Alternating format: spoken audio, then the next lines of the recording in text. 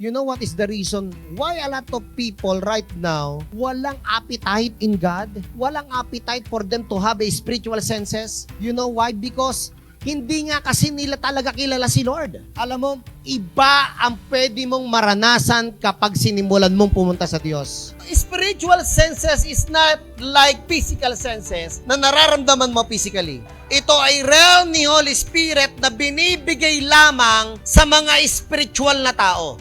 That's why, magtataka ka, bakit ganon? Nagcha-church naman ako. Bakit hindi ko ma-feel si God? Kasi nga, baka nga naandito ka pero malayo ka naman kay Lord.